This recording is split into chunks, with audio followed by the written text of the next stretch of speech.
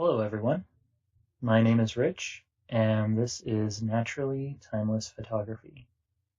A few days ago, I started showing you the different tools available within PaintShop Pro 2018. And some of the videos were a little longer than others, some were short, but we managed to get through the first two tools and we're in our selection tools now. And when we open that by clicking this little triangle here, we realize there were actually 5 different brushes in this section with different subcategories in some of them. So we made it through the first 3, and now we're here on the 4th one. So if you left click with me on this one, we'll get started. I actually think this brush might be my favorite out of all of them. It's very simple to use, and it works really well, but like all brushes, it depends on how much detail there is in your photo. This likes more simple selections because it does do it on its own. So, and there's ways to tweak it a little bit so you get more finer edges and stuff as well. But let's get started and show you what it actually does. So we're just going to left click anywhere in this mountain range, and I'm going to start dragging my mouse around. And watch as it automatically selects the whole mountain range on its own. And that looks like it did it. So I'm going to let go of my mouse and it finalizes the selection. So now that we know what this tool actually does, what are some other things we can actually do with it? Well, one thing we can do is go over here up to the top and click on Magic Move, and that will open up a automatic floating selection, and that does it right here. So if we wanted, we can actually change this background into a different background, either of just solid clouds or maybe a cityscape.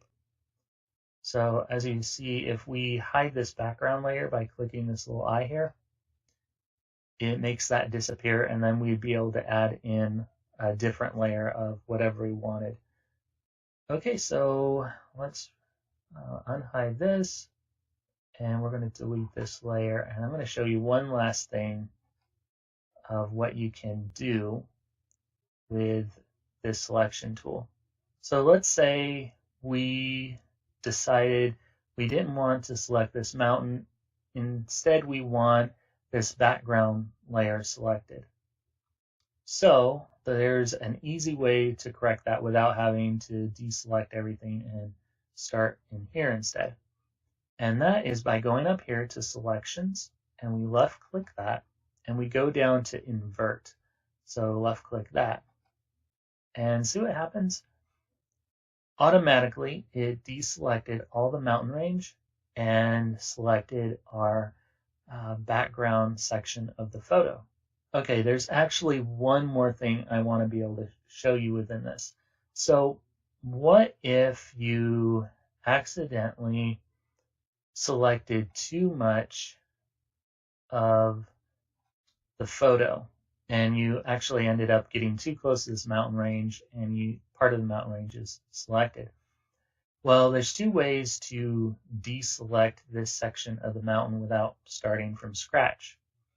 And we could go over here to Mode and go down and click Remove. And then we could just go here and start moving our mouse upwards until it's deselected. All right, but what if we don't want to keep going up and down to this mode selection? Well, we can hold down our Shift key and we could go where we've already selected and move the mouse down, and it'll start selecting more of the area. But what if we don't want this selected? Well, that would be Control, and we'll go up and it'll deselect the area.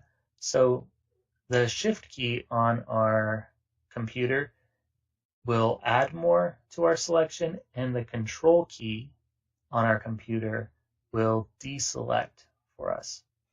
So I can move around here and it'll just start deselecting everything. Okay, so that is just kind of a simple rundown of the Smart Selection brush. And in our next video, I'll be showing you the auto selection. All right, thank you for watching and have a nice day.